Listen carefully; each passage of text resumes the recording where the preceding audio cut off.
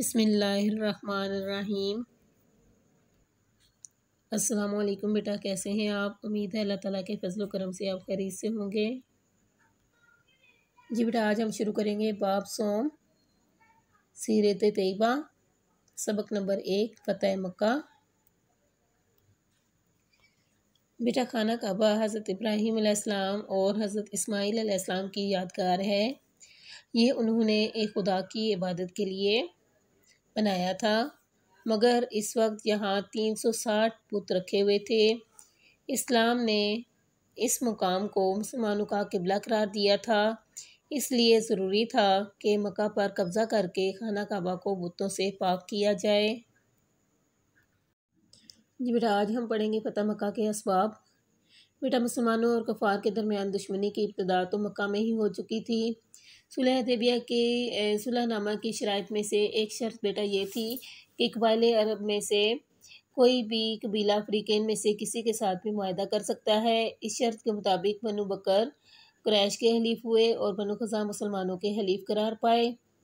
बनु बकर और बनु खज़ा के दरमियान बेटा सख्त दुश्मनी थी। बनु बकर अपनी पुरानी अदावत की वजह से इंतकाम लेने के लिए कुरैश से मिलकर उन पर हमलावर हुए। बनु खज़ा ने हर में पनाह ली तो बनु बकर ने वहां जाकर उन्हें कत्ल कर दिया।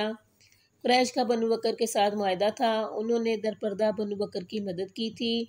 इन तमाम हालात को देखते हुए बनु खज़ा ने हज़रत मोहम्मद सल्लल्लाहु अलैहि वसल्लम से मदद की दरख्वास्त की।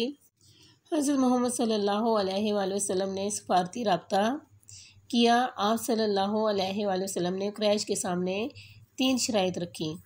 नंबर 1 ये थी कि खून बहा अदा किया जाए, मतलब ये कि बनु बकर के लोगों ने जो बनु खज़ा के लोगों को कत्ल किया था उनका वो खून बहा अदा करें। दूसरी शर्त बेटा ये थी कि बनु बकर की हमायत छोड़ दें, यानी अगर ये नहीं कर सकते तो वो क्या करें, कुरैश जो है वो क्या करें, बनु बकर की हमायत छोड़ दें, यानी उनका साथ छोड़ दें। और तीसरी शर्त बेटा ये थी कि मुआहदा तोड़ने का ऐलान करें।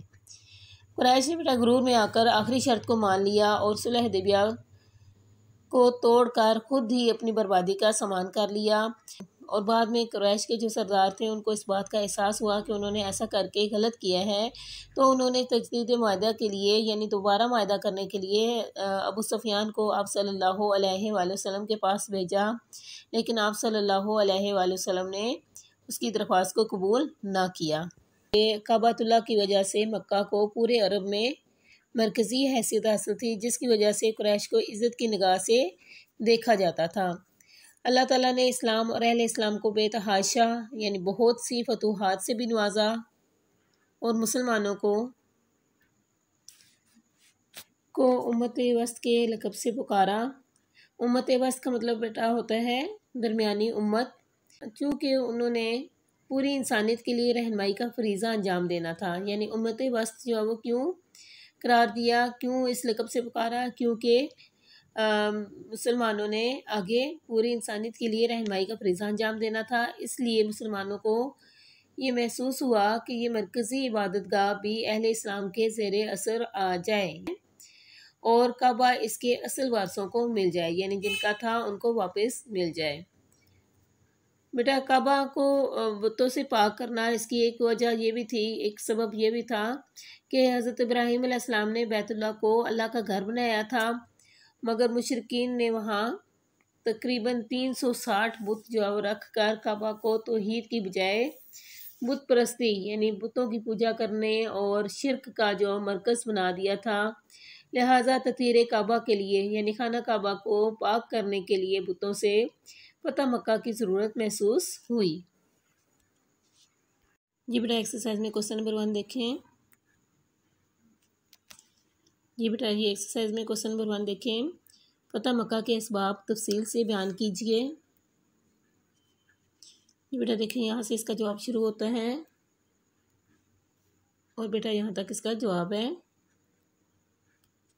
जी बेटा, हमने सवाल नंबर 1 किया है। एक्सरसाइज में से फ़तह मक्का के असबाब तफसील से बयान कीजिए। अब बेटा इस सवाल में से जो हमारे मुख्तसर सवालात बनते हैं वो हम करेंगे।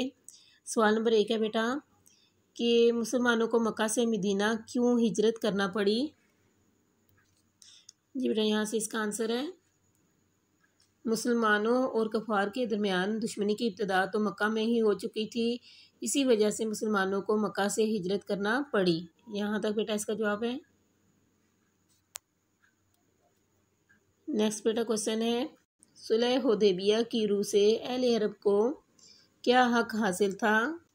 बेटा यहाँ से इसका आंसर है, सुलह हुदैबिया की रूह से अहले अरब को यह हक हासिल था कि मुसलमानों या मुशरिकीन जिसके साथ चाहते मुआहदा कर सकते थे। यहाँ तक बेटा इसका आंसर है। नेक्स्ट बेटा क्वेश्चन है, आप सल्लल्लाहु अलैहि वसल्लम ने कुरैश के सामने कौन सी शराइत रखी? यहाँ से बेटा इसका जवाब है, आप सल्लल्लाहु अलैहि वसल्लम ने कुरैश के सामने 10 ज़ैल 3 शराइत रखी। नंबर 1, खून बहा अदा किया जाए।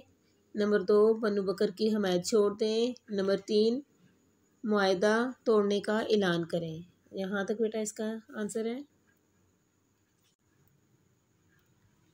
नेक्स्ट है बेटा क्वेश्चन, फतह मक्का की ज़रूरत क्यों पेश आई? बेटा ये देखिए यहाँ से इसका आंसर, हज़रत इब्राहीम अलैहिस्सलाम ने बैतुल्लाह को अल्लाह का घर बनाया था और मुशरिकीन ने वहाँ 360 बुत रखकर काबा को तौहीद की बजाय बुत परस्ती और शिर्क का मरकज़ बना दिया था। लिहाजा तत्हीर काबा के लिए फतह मक्का की ज़रूरत पेश आई। यहाँ तक बेटा इसका आंसर है। जी बेटा आज हमने एक्सरसाइज से क्वेश्चन नंबर 1 किया, फतह मक्का के असबाब तफसील से बयान कीजिए, प्लस हमने मुख्तसर सवालात किए। ये बेटा आपने अच्छे तरीके से याद करने हैं। अल्लाह हाफिज़।